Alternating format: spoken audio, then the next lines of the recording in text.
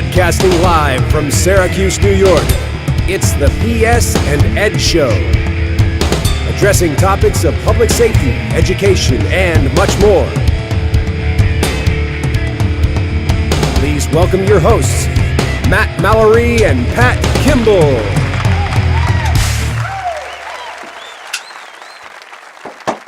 What's up, Pat? Hey, man, how's it going? Phenomenal. Outstanding. Hey, Frank. What's up, Matt? Long time. Let's see. Good to see you too. All right, everybody, we've got a very special guest, a dear friend of mine. I was at his wedding, and he probably regrets it now, but my wife, Christy, and I were there. Frank Melloni, one of the top shots from the History Channel TV show. And he came up to do some turkey hunting and asked me to be on the show, and he graciously accepted. So, how you been? So I asked you to be on the show. You asked me to be on this show. Ah, It's his show. Yeah, I'm sorry. It's now the Pat and Frank show, or Frank and Pat show. This is about ready to kick Pat down the curb, too. Lost my gig. I'm doing great. This is a pretty neat magazine. What do you have here? That is a Lee Armory. It's got a little bit of a view, so you can see straight through it, see if you're loaded from either side. And Pat So also yeah, you got has this double window, I got the single window. double window, Nice. single window, so it's the single window one. It's probably not meant for it, but yeah, the double window, you actually have an assist on that too. Yes. Yep. Pretty neat. Yeah, it is very nice. And because it's like Pat said in the last show, because it's an AK gun, AK platform, you're not going to have to worry too much about dirt and mud and snow and all that stuff. It functions very well. Right on, man. So tell us a little bit about yourself. All right. I want to mention how we got to know each other, but I want you to start with the show that you're on and what you're doing now and training and stuff. Sounds good. Sounds good. So I competed in season 4 of History Channel's Top Shot. Mhm. I came in 16th on that season. I was the third guy out into the first episode. Pretty proud of that. Most people don't know it, but about 7,000 applicants were on that season. Wow. And then the top 50 were picked Uh-huh. to have a shootout behind the scenes. Okay. And then the top 18 of that made it Yeah. on the show. So 18 in the world, yeah, the world. They did that internationally. For that moment in time, I'll take it. But yeah, the show is on. If anyone isn't familiar with it, it's on History Channel. It was on History Channel. I think we're in rerun status now, and it's still airing here and there. But it's a mixed marksmanship competition, with a little bit of a touch of reality show in it. We all sleep together, live together. All sleeping together, huh? So that was funny because it was 4 bedrooms, 16 people. Right. So I mean, when I say we sleep together, I mean we eat, live, sleep together. I mean, Jam you in there. plain and simple. More ways than one. No electronics, no reading material. Anything they can do to force engagement is done. So I mean, like Confrontation. exactly. And you had mentioned to me, I remember you mentioned to me in the past that they actually, you guys couldn't even, in the interview process, you couldn't even talk to each other. Or Absolutely something, right. Yeah, and it was pretty interesting why they did it. I mean, since the show, I've been doing a little bit of film work here and there. I compete in the Squirrel Masters Classic every year on the Outdoors Channel, be in a variety of different hunting shows. One year I was with Bone Collector. One year I was with Jackie Bushman for I always forget the name of the show, Buckmasters. I hang out and I've been like behind the scenes in the Choice with Ralph and Vicky. So every year I'm doing something with that and a couple other little pieces here and there. I've done some infomercial work with Bond Arms. Yeah. That was a lot of fun too. I did the video for him for last year, but That's right. I didn't make the cut. Oh, well, Gordon said I didn't make the cut. You got I still love you, Gordon. that's all right. You got a face for radio. It's okay. Yeah. So cut the mic. what they did with film was just really amazing the way they captured all the high speed and stuff like that. But you had a point that you brought up right before I went off on talking about Bond Arms, the other stuff I've been in. You remember where it was you went to? Oh, I'm old, man. I got gray hair. All right. But I do have a fun fact that I think you know, but you may not know. Okay. And if any of the listeners looked at the bio, you might know. I actually applied for the Top Shot show. Oh, did you? I did. Mhm. I didn't get a call, though. That's right. Didn't even call you back? I got a face for radio. I'm like one step ahead of you. It's just You're trying, man. I know. I'm trying to keep So- up with your coattails. So the show was a lot of fun. Changed my life, plain and simple. I mean, before that, I was just humping a job that I absolutely hated, and just dreamt of basically being in the industry in some capacity. And now today, Came back from the show. I started a firearms instruction company that's been extremely busy. In Long Based Island. on Long Island, based out of Long Island. We travel the country. I've done classes in Florida. I've done classes in Pennsylvania. Me and a team of our instructors were actually starting up some long-range shooting courses. Found a great range in Pennsylvania that we're going to be working at. We'll talk more about that later, I'm sure. Definitely. And I'm writing now too. I write for a few different magazines, On Target magazine, Gun Digest, Gun World recently, a few of the NRA publications too. Which you love doing, and I hate doing. Yeah. People want me to do it, and it's just so busy teaching and stuff. It's just one thing. Yeah, you sit down you and mix do it in, stuff. I mean, the beauty of working on the cell phone is, I can bang out a rough draft on my phone. Right. And then just when I have the time to sit down for an hour, sit down on a My full phone- screen and My phone's a put piece. tweaks in it. My phone's a piece of crap. So, how we met. So, over 4 years ago, I flew out to Utah to become a Utah firearms instructor, and I met Gary Schenk, your season 2 runner-up. Yep. And he had the patch on, Top Shots Firearms Training, and I'm like, were you on the show? And he's like, yeah. So I just started talking to him, and we just hit it off. And then I said, well, you should come to New York and we'll do a class. And now Gary says, when I said that to him, he's just like, yeah, okay, whatever, like it's ever going to happen. Right. And then I connected with him, and then he pulled you and Keith in, and we put a course on. We did a New York State handgun safety course. We did the multi-state pistol permit course at Orange County Choppers, American Chopper TV show location. And we had about 150 students there. Turnout. Raised like $3,500 for the Hope for Heroes and National Purple Heart Hall of Honors. So it was pretty awesome. And honestly, that chance meeting with Gary has really jettisoned my career, because there's so many other avenues that have happened from that. That's really, pretty much brought us here today doing what we're doing. I mean, it's, a friend of mine, one of our instructors also, he got into the firearms industry for a brief period of time, and he asked me, he said, do you have any advice for his first SHOT Show? And I said, listen, it's a big room, but it's a really small room. Yeah. I was like, everyone knows everybody, and you basically make these contacts that the joke of the saying is 7 degrees of separation. Yeah. It's, firearms industry, it's like 2. You could connect to nearly anybody through 1 or 2 people. So, Right. you get in those rooms, make a few contacts, and we're just such a tight batch. It's great. And it's funny you say that, because going to SHOT Show, and I think you and I had this conversation last year at SHOT Show, going to SHOT Show, you end up seeing that you go to one of the booths to talk to your contact from last year, and like, oh no, he left, he's at Mossberg now. And right. it's like, so it's such a tight network. I'm married to one of those contacts. Yeah, exactly. That's very true. Yeah, three different companies. Yeah. So that's pretty interesting. Yeah, that's cool. Actually, you hit on something, Frank, that I want to kind of circle back to now. Sure. And you mentioned you were really kind of like drawn into the firearms industry. Mhm. Now, you're a civilian, Matt, you're an LEO, and I'm a military guy. So I think we all come to training through different kind of avenues. So what really kind of drew you? Was it like a childhood thing where you grew up hunting and all that stuff? Talk about that a little bit. That's my favorite question to answer, because people always say, how did you choose shooting? And Right. I never chose it; it chose me. Mhm. I can't say that I had one single influence in my life that brought me out there. I don't have. I come from a very anti-gun family too, which is amazing. Okay. When I say anti-gun, it's they're not out working against the Second Amendment, but nobody's owned a gun in my family, and they lived in the city their whole life. So guns and crime is just that's their association. It's not the association the rest of us make. Sure. It's unfortunate, it really is. And no matter how much work I do with them, that's never going to change. They're never going to see that, and that's okay. That's their deal. It's not mine. So I never had a real influence in my life pushing me into guns, but for some reason, it's just something I gravitated to even at a young age. My favorite toys were the water guns and the Nerf guns. I mean, we're talking about like the days of cap guns, what I mean? And it's amazing just thinking back in my life and all the different gun collections I've had till we get to modern day. Sure. And it's not something I can describe or explain how it got me or even why it got me, but it just did. Dude, I totally get it. Like, as a military guy, that was kind of like a big part of my job and stuff. But I always knew from the time that I was a young kid, I would steal my dad's guns and ammo mags and read them all the time, and Those are the only mags?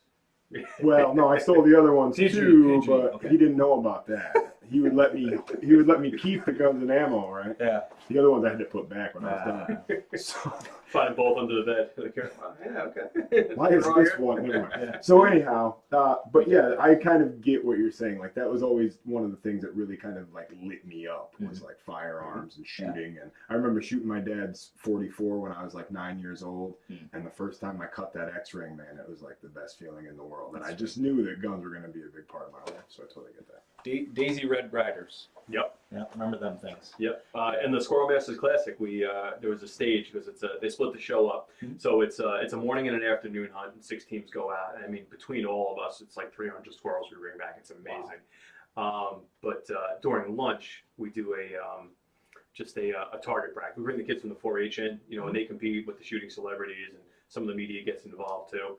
And one of the stages was with the Daisy Red Rider. It's pretty cool. It's how many targets you can hit in, I think it was 60 seconds, and we had all the reactive gamma targets out there and stuff. That's really cool. Really cool. Yeah. Nice. Yeah, I mean, big place. Air guns have a huge place, and they're getting more and more powerful. Yeah, and that's why it's growing because they are getting more powerful. They're refining that technology, just like crossbows are kind of coming back around because obviously they're medieval times, but they're becoming more. You can carry them. You don't need a horse to take a crossbow like it used to be in the old days. Like Keith has. Yeah, Keith's absolutely. crossbow. Holy cow! My wife works for Walther. Barbara works for Walther now. And one of their sister companies is Humorex air rifles, and they have a 50 caliber air rifle that they use to hunt black bear. Jeez. Yeah, far cry from the Red Rider. Now they're going to be at SHOT Show again this year. Oh, yeah, they're going to be at Media Day too, right? They will be at both. Yeah, I'm not sure if the Humorex will be out at Media Day. They but were I know last year. I know were they? Humorex Okay. was there last year. Awesome. Which was cool. Cool. Yeah, so then you might have a chance to shoot it. Yeah, that'd be cool. 50 caliber air rifle. Yeah. That's. Make sure you have a good backstop. Yeah, it's right. weird coming out of my mouth, 50 caliber air rifle. That does seem a little bit out of place, but I've seen a lot of pictures and, it's company advertising material stuff, but you see a lot of them taking boar, and I've seen a couple of pictures of guys with bear and stuff, and they're like, wow, how can you do that with an air gun now? It's insane. Okay, so before I forget, I do want to give a huge shout out to Clint Macro, a good friend of ours, is an NRA training counselor, USCCA training counselor, and he actually created the intro for our show. So thank you, Clint. Please check him out. Check him out on Facebook.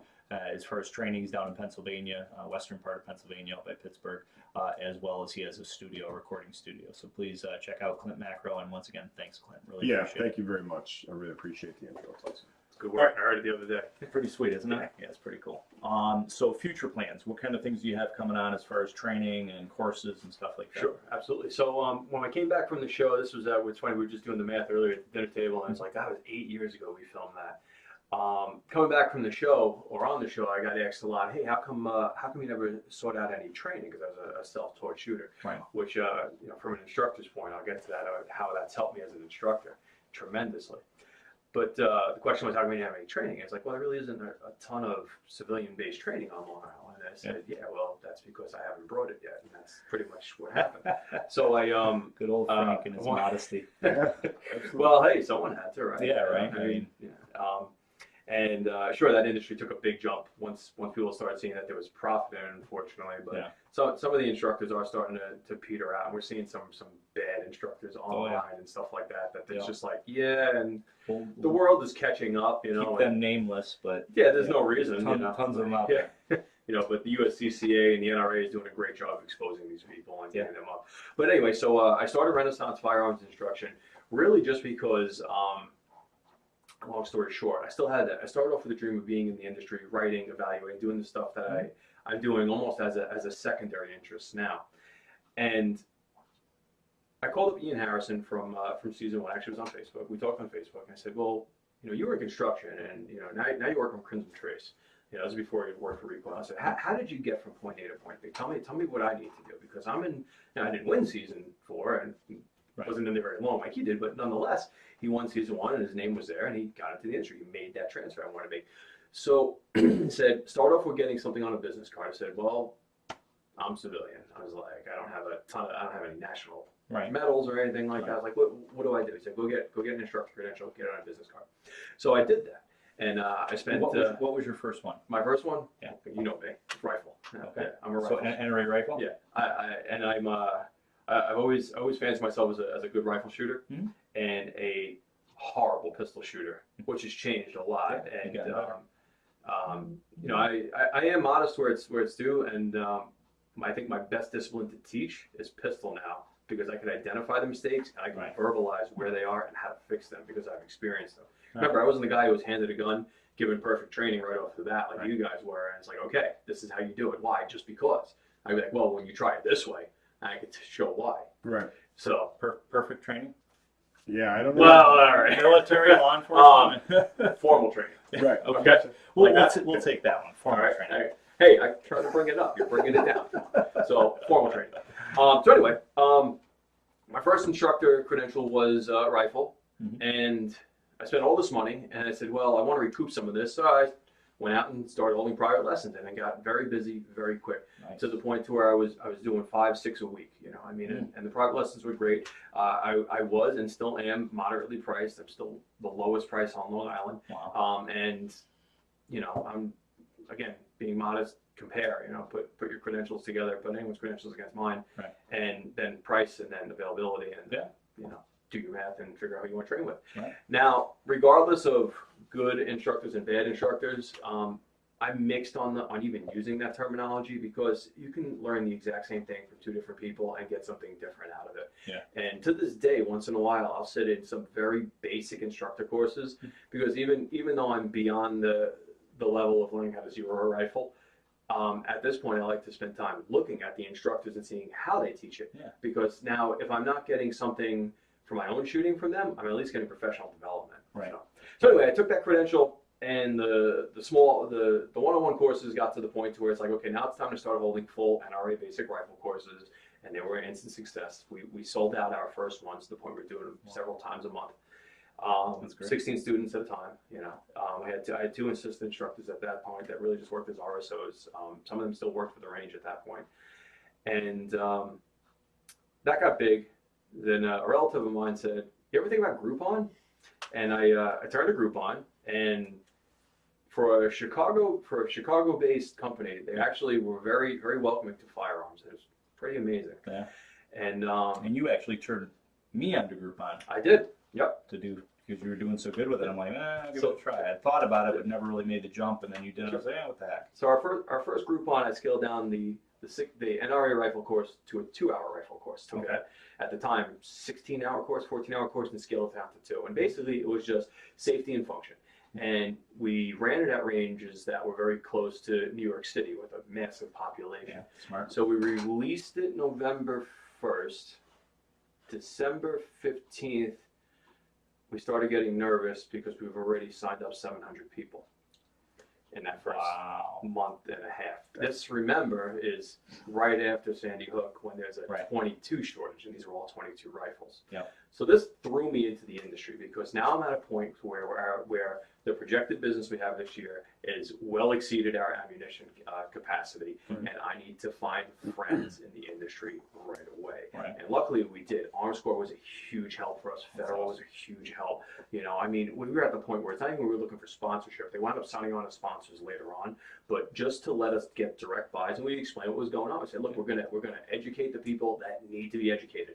You know, I mean, as much as I love working with advanced shooters, nothing makes me happier than handing someone an AR-15, having them hold the trigger down, and they say, how come it's not shooting? It's not a machine gun.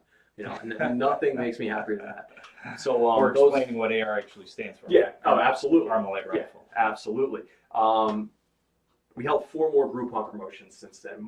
One of my ultimate favorites was a historic firearm shoot, to where we at this point I'm working very heavily with Barbara, my wife now, and we basically take them through the evolution of the firearm from the Civil War and all the way up to modern day. We end with the AR-15 in an A2 configuration, and then towards the end of the course, we swapped it out to an M4 configuration, the short barrel.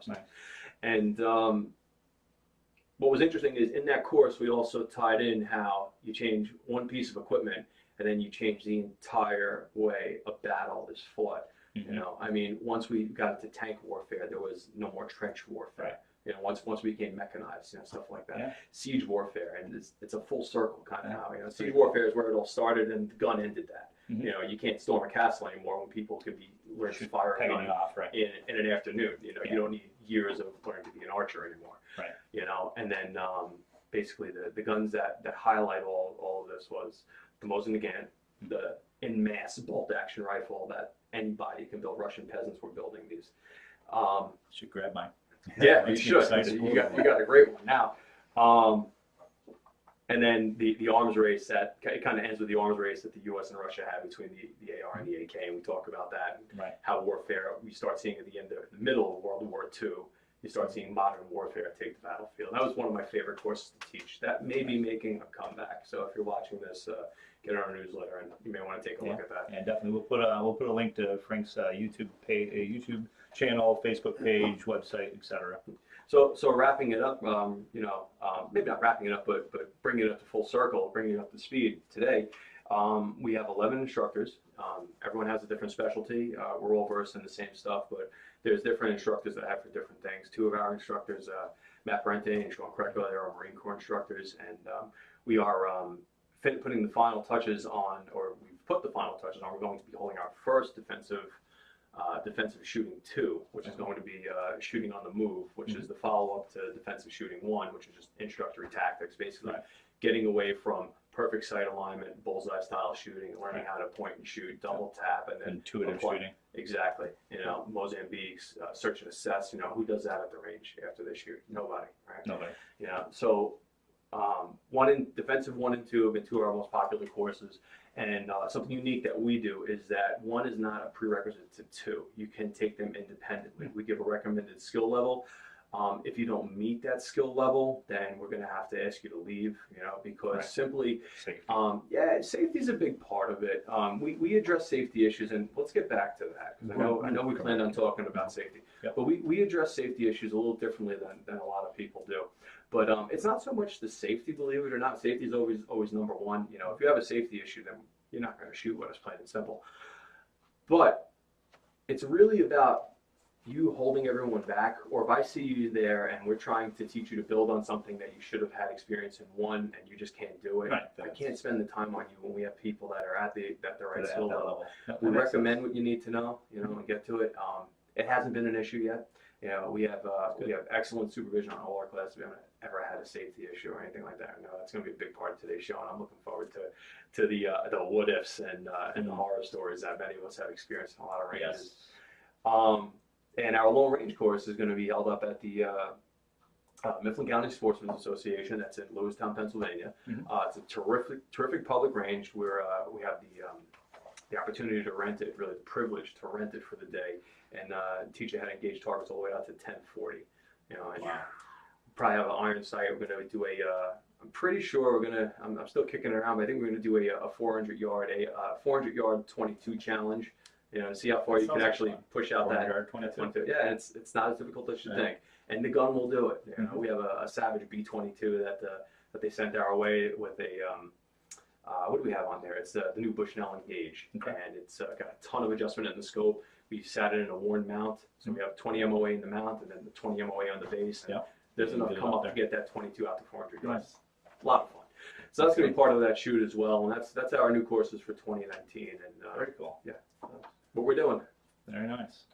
So, Frank, you had mentioned the safety aspect, right? And you also mentioned your tactical class. And so I wanted to hit on the difference, right, between training in a tactical class versus like a mechanics type of class, right? And so some of the students that we have come to us, you know, when we're just kind of shooting on the range and we're doing more mechanic stuff, or, you know, something that seems sort of basic or whatever, some of them seem like they were looking for something more tactical or tactical, right? Sure. But a lot. Yeah, absolutely, right. They're expecting that everything that we do is going to involve some tactical application. You have to be rolling somewhere. Right. But what Running and shooting at moving targets. What's your kind of take on that? Like, So the differentiation between a mechanics class and a tactics class. Very cool. So we're talking about mechanics and tactics. So when I hear mechanics, I'm thinking fundamentals. I'm thinking like the stuff we do in Defensive 1. Defensive 1, really revolves around that point shooting, meaning I'm working a little bit on your grip, we're working a little bit on your stance and your presentation, right? We want to make sure that that's looking really good, like that's a defensive one kind of thing. And then when we get into tactical, it's about the application of those fundamentals. You know, now it's like, okay, now you presented with 2 targets, okay? Use the double tap and let's get a box drill going. You know, let's see that happen. I want you to Mozambique this one. You know, failure to stop, 2 to center mass, 1 up top, right?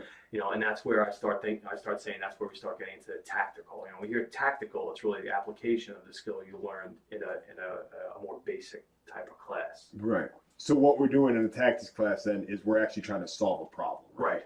So when you're using tactics are just the application of your knowledge, your skills, abilities, and your tools to solve a specific problem. That's the key word there, tools. You know, and that's what you're going to learn in your first stage. You know, like in your mechanics, we're teaching you the tool. You know, this is the tool. This is how you use it. Right. Yeah. So I'm gonna show someone a hammer. I'm gonna say this is the back end here. That's for a claw. This is the blunt end. That's for driving nail. Right. Okay. And then I'm gonna go in the next class. It's like I need you to hang this piece of wood on the wall. Right. And now Here's we got some a problem to nails solve, right? Exactly right. Yeah. Okay. Absolutely. So that's how you relate, and I like how you relate the unknown back to something that you already know, right? And that's something that the NRA teaches in their instructor development program. That's something that I learned at the 6 Hour Academy in both of the semi-auto pistol class and the patrol rifle instructor class.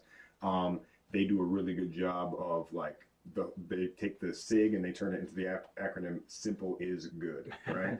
And so that's how they break that stuff down. And I'm a why guy. Like I need to understand the why behind why we're doing what we're doing, right? And so I think that that's important for the mechanics class to make people understand like why do we need to go through a mechanics class before we can go to a tactics class, right? Absolutely. And one of the things that Matt and I talked about is, you know, there's a much higher probability of somebody having an ND or muzzling the hell out of somebody else in the class or doing something, some kind of safety issue coming up, right? If we try to take somebody and toss them right into the deep end of the pool and say, hey, take this and go engage all of those targets from covered positions, right? Your body can't go where your mind's never been. That's right. So if you're not able to, if you don't know how to crawl, then you can't be expected to know how to walk. So that you got to be able to work through that.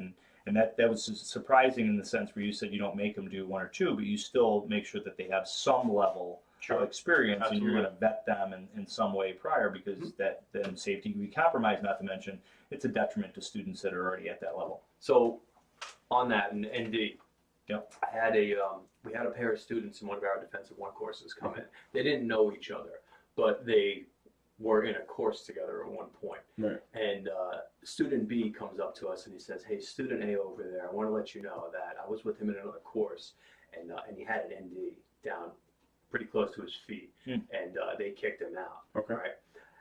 So I later approached student A and I said, listen, someone here, and I didn't care so much about giving the other guy up, you know, and I'm sure he realized it anyway, you know, unless there were three or four of them together. But anyway, I said, someone here told me that they were on the range with you and there was a safety issue, and I need to hear a little more about that. And he explained it to me. He said, well, the gun was loaded, the safety was off, I went to adjust my sight, and I had an ND down by my feet, you know. And I said, all right. He said, so what happened? I asked him, and I said, well, they kicked me out. And while Told the truth. he told me the truth 100%. Which is good. The end of the story is the best. So at this point, I said to him, and I was like, look, I'm not going to kick you out.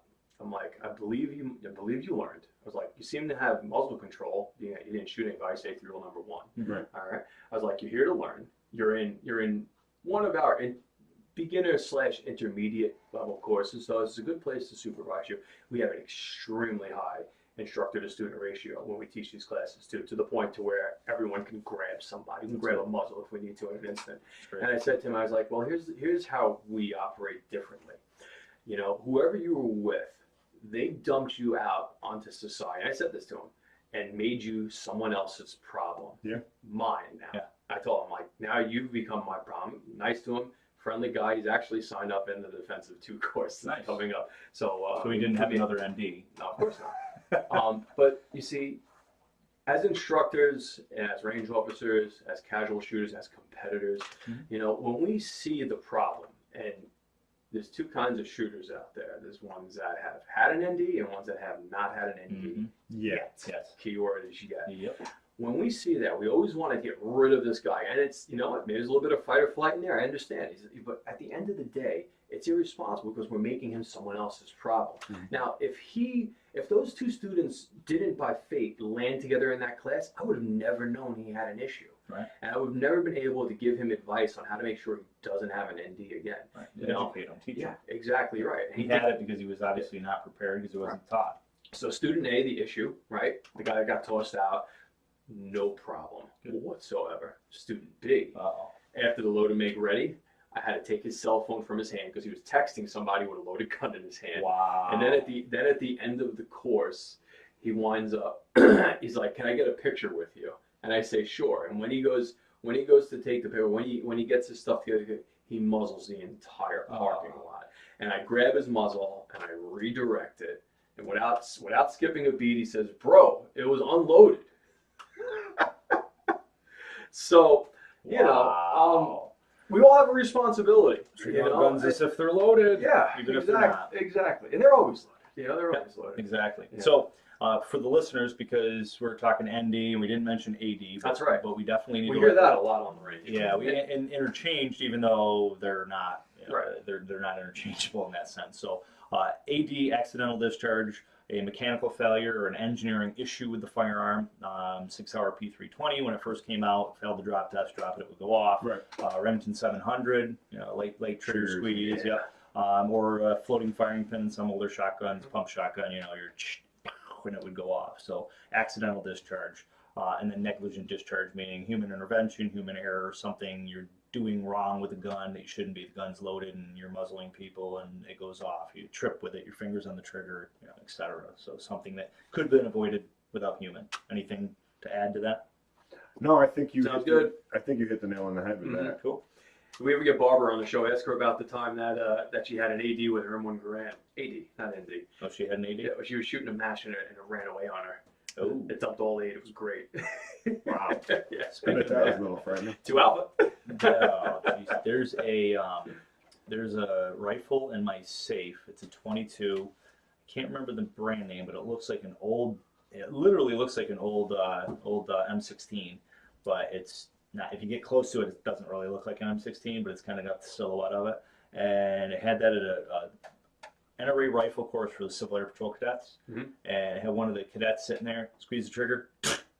She's like, "I know I loaded 5 rounds in the magazine," and we look at the target, and they were like almost all in the same hole. Come to find out, it just ran full away. auto. I was like, "Yeah, we're not using that one anymore."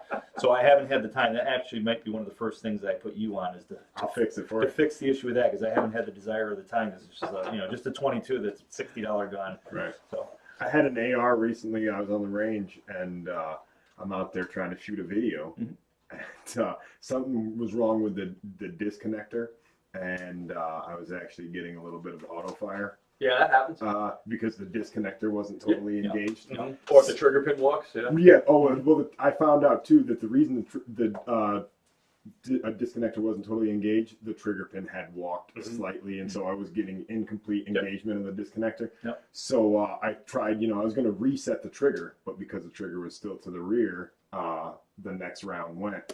I said, man, not only do I have to kill this video, I got to take this gun and put this up and get this rig fixed before I go to jail, right? Because I'm not supposed to have it. Yeah, that's funny. I think there was a court case on that. I don't have a lot of information. I don't know where it wound up, but there wasn't any. There's no stipulation in the law if it happens through. If it's a mechanical failure, right? Yeah. And there was a guy sitting in the can over that for a while until it got resolved. I don't know how it resolved, but it's one of those things I guess we'll look up. Maybe we'll throw a link on the final product of this. But I hope, speaking of, okay, great. I'm glad you said things that we need to look up. I had something from the previous show that I wanted to touch on. The name of the television program that I couldn't remember was Shot to the Heart. Okay. And that's the one that's hosted by Mr. Gino Jankowski from Batavia area, who is going to be on the show very soon. Yep, absolutely. And the other thing that I wanted to hit on was the name of the lawyer that we mentioned in the previous show from the Center Mass podcast.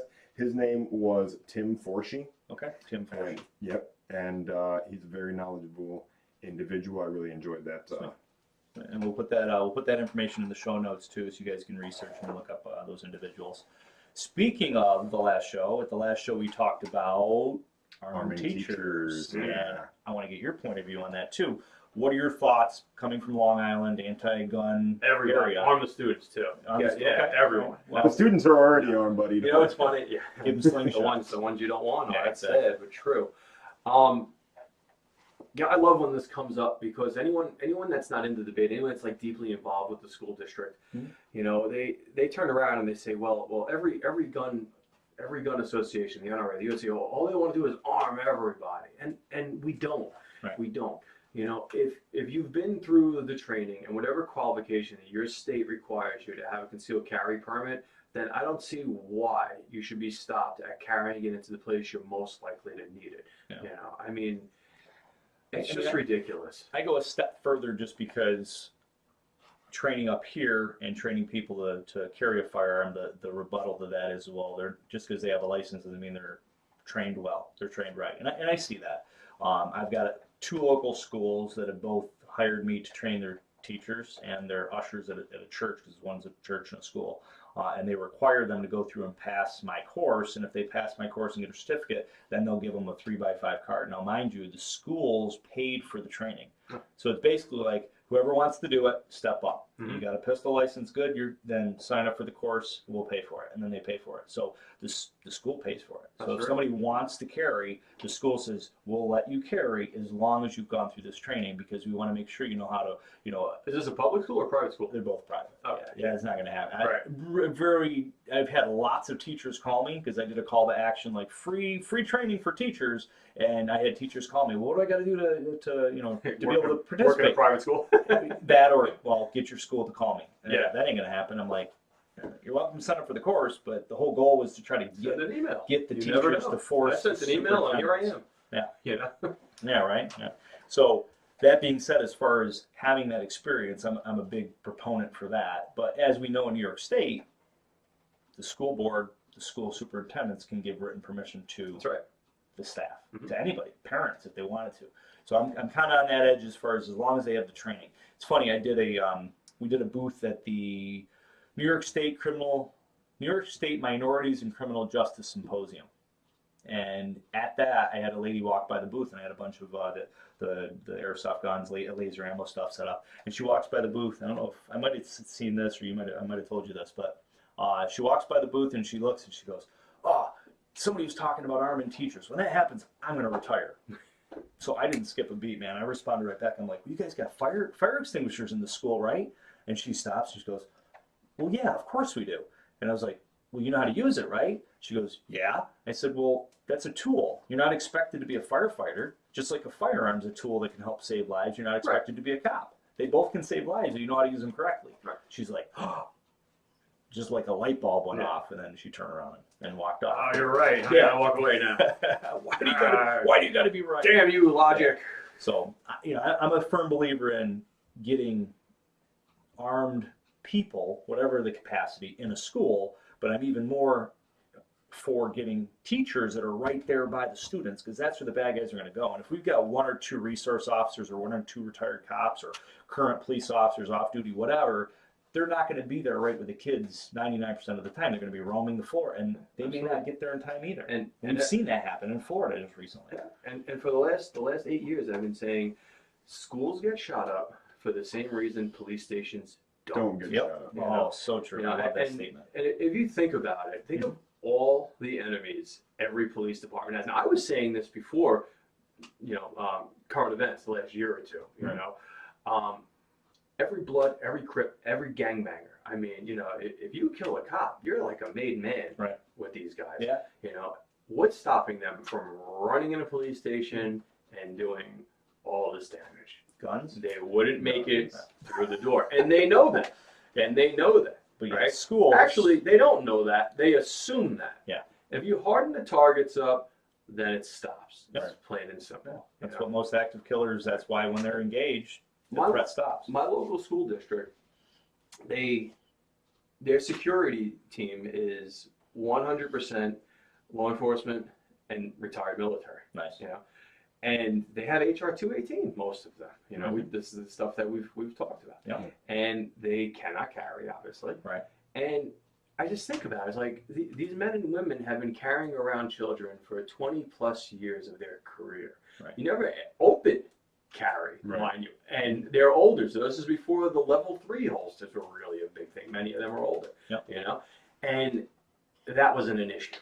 You know, if you think about, you know, the Port Authority agents that you see walking around with an M4 strapped to their chest, no one grabs that. It just doesn't happen, Right. you know, because where there's one gun, there's usually another gun. And most people understand that. Most criminals understand. Most crazies understand that. Mhm. And the ones that don't care, Right. you know. And the signs do such a great job. Yeah. No guns allowed signs, no Exactly, no you know. gun-free zones. They're I so reference effective. 9/11. You know, Yeah. 9/11, America's bloodiest day, not a single shot fired. Mhm. You know, and then we all love to put never forget on our Facebook statuses across our windshield, tattooed up and down our arms. Never forget. Well, you're forgetting. Yeah. You are forgetting that violence is a heart problem, not a gun problem. Yep, so true, so true. The problem is not the gun. I always like to lay my guns out on the table and say, listen, if any of these guns offend you, assault you, harass you in any way, I want to know about it. And I've told them they're going to be in trouble if they do. And everybody laughs and goes, it's ludicrous, right? And then I turn around and say, what? And say, well, you know, guns are an inanimate object, they're a tool, just like a lot of our politicians. Yeah. Yeah, But you how guys- come this gun always is used in crimes? Well, this is the most popular rifle in Right. America. Yeah, That's yeah. why. You're gonna see It's it, the most. Exactly. It's the same reason four-door sedans are the most popular getaway car. it's the most popular model. There. You know, there's a lot of them, so yeah, Right. it's gonna happen. Yeah, that- I Where really there's like that a rifles lot. even used. I like that a Right. lot. That's funny. Yeah, so I'm with you guys. I definitely think teachers should have the option to carry. Yeah, Obviously, I think it's unrealistic to expect the school I district. don't agree to with run forced armed. carry. Right. Right, I agree. absolutely. I mean, there's plenty of firearm professionals that are forced carried, and then Yeah. I mean, we all know that sloppy cop or sloppy soldier. Oh, You for know, sure. that is there for a different reason. You know, not every cop that got on the job is on the job because they love guns. Right. You know, I mean, it's just another tool in their belt, and the same way they are sloppy on other things, they're sloppy on the gun. So I mean, it's not a good idea to say, hey, these mandate police that. mandate carry. Yeah, right. You know. I believe in, you know, I mean, obviously I'm biased on this, and as are all of us really, but I believe in mandatory training. Yep. You know, to what extent I don't know. You know, Right. but nonetheless, Well- it's not a bad idea, even just to hear the 3 safety rules. And the whole thing about mandatory training is this. I always go back to that mindset of guns back in the day. Kids would have guns. They know how to use them. I mean, it was like guns were common, like cowboy boots were common, right? And nowadays, you know, you back in the day, you'd take Bobby, you'd hand him a shotgun and say, Bobby, go get us a deer for dinner. And Bobby's 8. He runs out, slays a deer, field dresses to bring the back straps back, slaps him on the counter. Mom, dinner's ready for you. Today he needs a safe space and a tissue. So nowadays, you ask an 8-year-old where milk comes from. What do they say? Grocery store. Grocery store, right? Or almonds. Still trying to figure out how they milk them Yeah. almonds. I mean, it's not the same. You know why they call it almond milk, right? Almond milk? No. Yeah, because they tried to sell it as nut juice and it wouldn't sell. Ah, That makes sense. But isn't that Red Bull, or isn't that Yeah. like nut juice or bull juice? Or something? Taurine. Yeah. Yeah, I looked that up. That's not true. Yeah, I know. Spoof. They used to say it was cat piss. Did they? Okay. Oh well. I was trying to tell Christy. She goes, but it tastes so good. I'm like, Hey, okay. like cat piss. That's okay. So you just said something about sloppy guns. I heard you say that, and I want to give a shout out to one of our sponsors, Lee Armory, which does not have sloppy guns. They have phenomenal They have guns. great guns. So make sure you check out Lee Armory. They'll be in the description as well for you guys to check out. A great sponsor of ours, Lee Armory. So Speaking of being sloppy and your gun, let's talk about printing a little bit. Okay. Because we all carry There you concealed go. firearms, right? Mhm. And it's a lifestyle.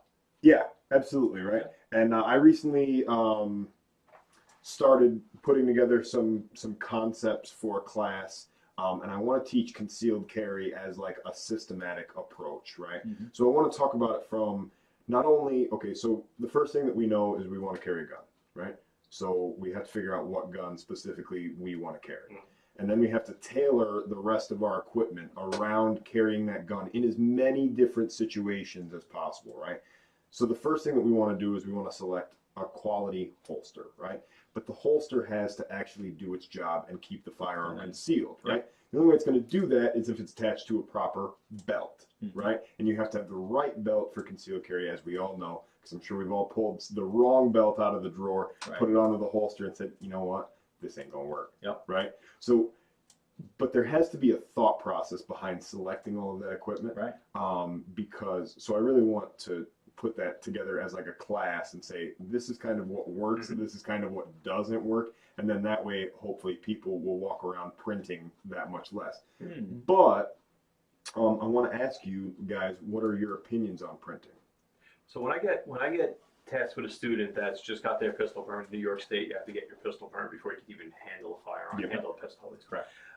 So it happens quite often. I'll get a student who has their pistol permit, and even in Suffolk County, you're allowed to carry to and from the range. And business carry is very obtainable, so I get a lot of people who carry for business. And they'll come to me with their pistol permit, they'll want a basic introduction class, and then the question comes, what gun should I get? Right. You know, so the first thing I ask them is, well, tell me about what you normally would be wearing when you carry. And then based on if they wear a polo shirt to work, if they wear a suit and tie, if they wear a baggy sweatshirt, you know, like construction worker or something like that, you know, they get to dress with more cloth, basically, baggier, looser clothing, right?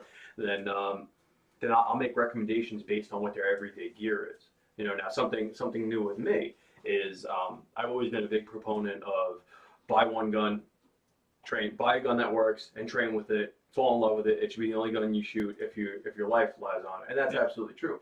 But if your dress changes a lot, and my dress changes a lot, then you may need to have a second gun of a different size to accommodate another carry option. Okay. You know, so something new for me is I was always against the 380. I always had an issue with 380. There's no reason to buy 380. There's plenty of small 9mm is what I said. But the same way the 9mm got smaller, the 380s got smaller. And I've recently done some work with, believe it or not, Taurus Spectrum. It's a very low price point 380, which is obtainable for everybody. And it's very reliable and very accurate. I was impressed with it. But anyway, I wound up keeping it after an article because all of a sudden I found that, you know what, there's times when this is all I can conceal.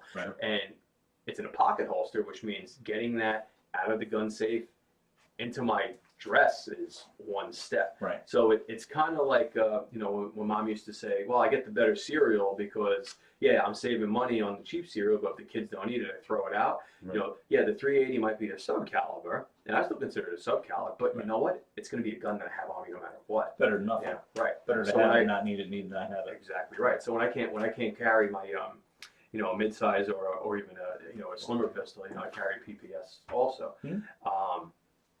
Then I'll throw that even in a back pocket, you know, and it's there. It looks like, back to printing, looks like a wallet. So that's one way that I deal with it is you can, if you're in a situation where you're going to print, you know, you can make that work like it's something else. And then the only people that are going to know it's a gun are people like ourselves that are trained to identify someone printing a gun.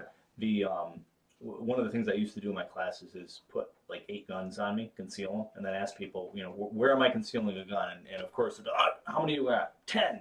I'm like, 10 because you see 10, or 10 because you're just throwing a number out?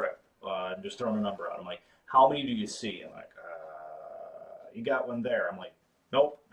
So you can conceal it well enough, and 8 guns on you. I mean, you'd think they pick one, but it's all about being able to conceal it because you don't want to print. Speaking of concealing a small 380, I'm the same mindset. 380 subcaliber, if you have to, I'd say that's the lowest somebody should go. 38 special, 380, something to that extent. But I have a Kel-Tec P3AT with a little clip on the side of it, and I use that when I run. So I have that right in my waistband when I run, when shorts on or sweatpants, and it works good. You know, I don't have it in a holster or anything. It's just clipped right on my waistband, and I can't carry anything bigger than that. And I really don't want to carry anything smaller if I can help it, and that feels just right as far as the weight, and being a sub-caliber is better than nothing. Absolutely. Having a knife's good, but having a gun just a little bit better. So so I started with a Glock 17. That was my first gun when I got my pistol permit, right? I went out and bought this Glock 17, and I'm like, I'm going to carry a full-size gun every day. So that hardcore. No, change quick. Not even quick. Real quick. I went and bought a Shield 45 ASAP, right? Because I just found that it was not practical in any sense of the word. Because I didn't have a holster that would fit every one of those situations. I didn't have a belt that would fit. Now, can you carry a Glock 17 all day, every day? Depending on what your wardrobe is, you could probably get away with it. But number one, it's going to be uncomfortable. Number two, it's just too much. And number 3, here in New York State, where you're limited to 10-round magazine anyway, why do I need a gun capable of holding 17 rounds when I can only stuff 10 in my mag? 7.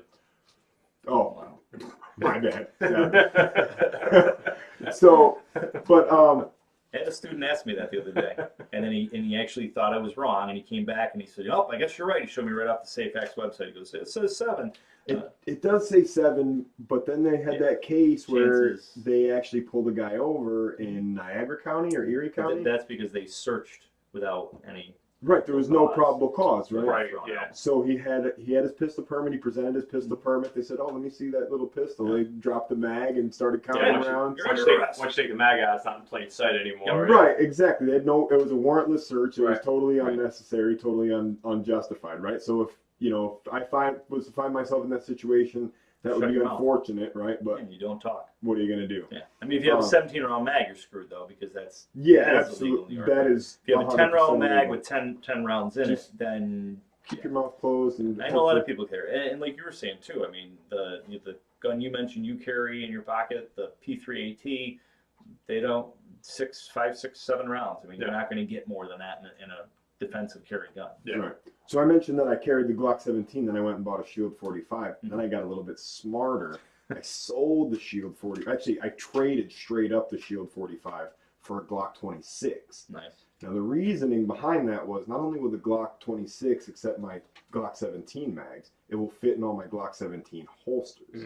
So I wouldn't have reverse compatibility if I didn't have a holster that was open at the end for a holster that was made for the 26 to fit the 17. So that's a one-way street kind of thing. But all of the supporting equipment that I already had for my 17 works now with both the pistols that I regularly carry. Nice. So I don't have to worry about ammunition compatibility. I don't have to worry about magazine compatibility. Sweet. Whatever holsters I'm using on whatever given day will fit either one of my guns. Absolutely. Yeah. So I'm of that mindset where I might not have a full-size gun on me every day, but the guns that I have are similar enough that And whatever I'm rocking, I know I can Your rock it. grip angle's the same, your triggers are the same, your controls are the 100%. same.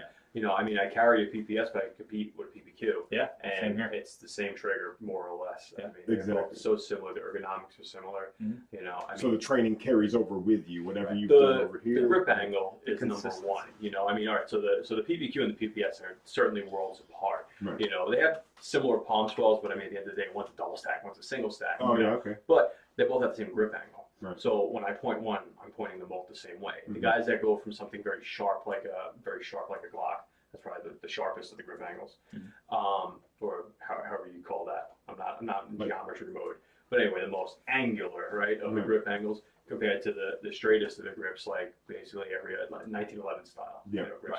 You know, the second that gun comes out and they press out, punch out, they're going to be dealing with different point each time. You know, and I don't know if there's any way to really train to, I mean, it'd take a long time to know to present the same way or get the same presentation at 2 different grip angles. Yeah, for sure. You know, so I always recommend that your carry gun and your target gun, if they're not the same gun, Somewhat make them consistent. extremely similar. Right. Another good option is a 22 conversion kit. You know, Yep. I mean, that's something else that I always push everyone. I say if you're gonna get your centerfire, see if you can buy a 22 conversion or a 22 version of the gun. You know, like Smith & Wesson is, you know, the M&P also comes in 22. You know, get a 22. Yeah. You know, I mean, just to get more rounds down range. Yeah, less cost, more easier to get the ammo. Less reaction from the shooter too. Yeah, You less know, recoil. less bang, less recoil, less smoke, less noise is going to be a lot less of you introducing error into it, Right. and that carries right into the center fire rounds too. Well, yeah, because you're building that neural pathway, right? So every time you train something, we all know that you're kind of engraving that into the folds of your brain, right? So if we're training to do something incorrectly, guess what? That gets stuck in there. Yep. Right. So if we're training to do the same thing every time and it's always correct because we're using our 22, we're nice and comfortable. Next time we go to get that 9mm out, we're going to know what we're doing because we've spent all that time working with the 22. That's a good suggestion. Henry lever guns. You know, I have a slew of those. They do a lot of work with us, and we love having their equipment in our class. Yep. But we have our Henry Golden Boy in 22. Yep. And right around hunting time, right around hunting season, there's always somebody that comes through with one of those, and they'll have something in And something in the bigger calibers like the 44 mag or the 4570. Yep. You know, I've had one or two Shot, of those. I like Yeah, that. I love mine, but I've had a few students bring some in too. Many times they come to us because they've taken back to that 2-hour course. One of the guns we had was the Henry 22, and they're like, I loved it. I want to get one big enough for you know, for whitetail or whatever it is they're hunting. And they'll come in with the 4570 or the 44 mag, which does deliver a good amount of recoil. It's amazing, even in the rifle.